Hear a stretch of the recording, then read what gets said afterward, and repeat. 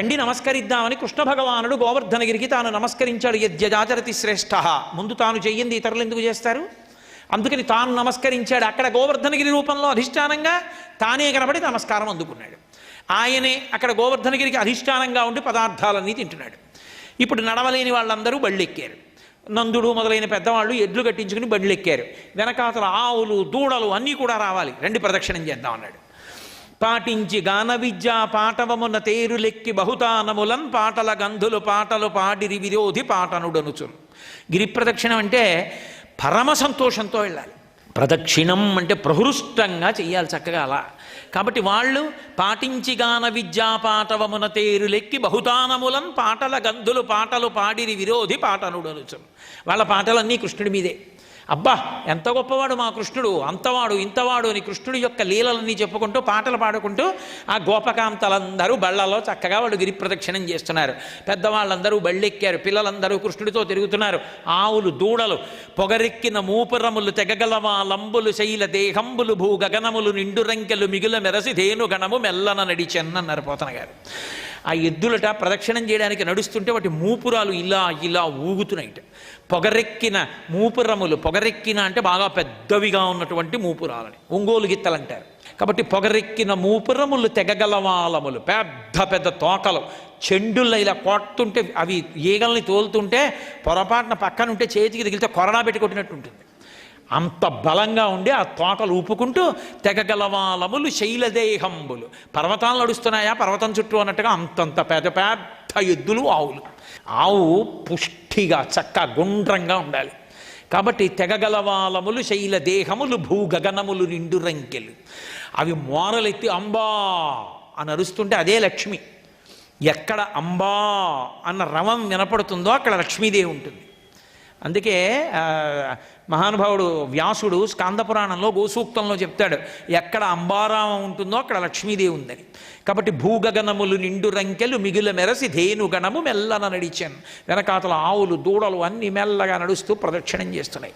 కృష్ణుడు కూడా వాళ్ళతో పాటు ప్రదక్షిణం చేస్తున్నాడు.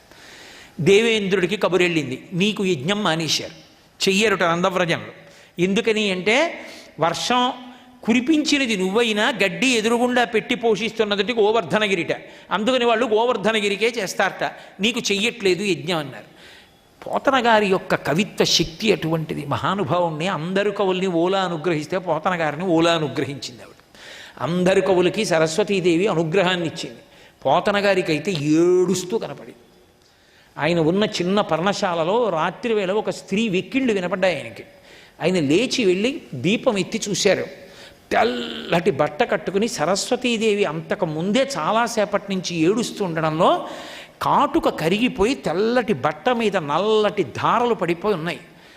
ఆయనకి వెంటనే అర్థమైంది, అమ్మా భాగవతాన్ని రాజులకు అంకితం ఇస్తానేమోనని ఏడుస్తున్నావు నువ్వు. ఆ కాటుక కంటి నీరు చనుకట్టు పయింబడ ఏల ఏడ్చదో కైటబరాజు మర్దనుని గదిలి కోడలా ఓ మదంబా ఓ హటక గర్భురాణి నిన్నాకటికిన్ కొలిపోయి అలా కర్ణాటకిరాత కీచకులకన్ అమ్మను త్రిశుద్ధిగా నమ్ము భారతి. అమ్మా నిన్ను తీసుకెళ్ళి అమ్మేస్తాను అనుకుంటున్నావా? ఇవ్వనమ్మా రాజులకు అంకితం, నన్ను నమ్మమ్మా, త్రిశుద్ధిగా నమ్ము అని నమస్కరించారు పోతన గారు. పోతన గారి చేత రచింపబడిన భాగవతం రాజులకు అంకితమైపోతుందేమో అని సరస్వతీదేవి ఏడిచిందంటే పోతన గారి కవిత్వ శక్తి ఏమిటో అర్థం చేసుకోవచ్చు. మహానుభావుడు ఋషి, ఆయన తెలుగు కవి అని చెప్పుకోవడానికి మనందరం పరవశించిపోవాలి. నిజంగా రోజూ నమస్కారం చేయాలి పోతన గారికి, అంతటి మహానుభావుడు. కాబట్టి ఆయనకి పద్యాలు అలా పడ్డాయి. ఆయన తలుచుకుంటే జోలపాటలా వస్తుంది పద్యం. జోజో నలిన దళిక్షణ జోజో మృగరాజ మధ్య జోజో కృష్ణ జోజో పల్లవకర పద జోజో పూర్ణిందు వదన జోజో ఎనచున్ అని పడుతుంది. గజేంద్రమోక్షణ ఘట్టంలో లక్ష్మీదేవి విష్ణుమూర్తిని అనుసరించి పరిగెడుతున్నప్పుడు ఆయన కాళ్ళల్లో ఆవిడ కాళ్ళు పడి ఆవిడ తడబడిపోయినప్పుడు అడిగెదనని కడుబడి జను అడిగిన తన మగడు నడువడ నినడయ్యడగున్ వెడబెడ సిడిముడి తడబడ నడుగిడు నడుగిడ్డదు జడిమ నడుగిడు నెడలన్ అని పద్యంలో తడబాటు డకారం ఎక్కువ పడాలన్నా పోతన గారికి పడుతుంది. అదే పోతన గారికి పరమ లాలిత్యంతో తేలికగా పడాలంటే చేతులారంగ శివుని పూజింపడేని నోరు నొవ్వంగ హరికీర్తి నుడువడేని దయ్యు సత్యంబులోనుగా తలపడేని కలుగ నీటికి తల్లుల కడుపు చేటు అని పడుతుంది. ఆగ్రహించినటువంటి దేవేంద్రుడు నాకు యజ్ఞం మానేసి వెళ్ళి ఒక గోవర్ధనగిరికి చేస్తారా అని కోపం వస్తే పెద్ద సమాసాలు పడాలంటే అలాగే పడుతుంది. పెరుగుల్ నేతులు త్రావి క్రొవ్వి భువి నాభీరుల్ మదాభీరులై గిరి సంఘాత కఠోరపత్రదలన క్రీడా సమారంభ దుర్భరదంభోళిధరున్ పురంధరుననున్ పాటించి పూజింపక గిరికిన్ పూజలు చేసిపోగిరిదిపో కృష్ణుండు ప్రేరేపగన్. వాళ్ళు బాగా పెరుగు నెయ్యి తాగి కొవ్వారు. కొవ్వు అందులో గదు ఉంటుంది, అప్పుడే చెప్పారు ఇందులో ఏముంటుందో భాగవతం. కాబట్టి పెరుగు నెయ్యి బాగా తావి కొవ్వారు. నేను వర్షాలు కురిపిస్తుంటే ఆవులు పాలిస్తే ప్రసాదం కింద దండం మానేసి ఒళ్ళు కొవ్వి నాకు యాగం మానేశారు. కాబట్టి భువి నాభీరుల్ మదాభీరులై గిరి సంఘాత కఠోరపత్రదలన క్రీడా సమారంభ దుర్భరదంభోళిధరున్ పురంధరుననున్ పాటించి పూజింపక.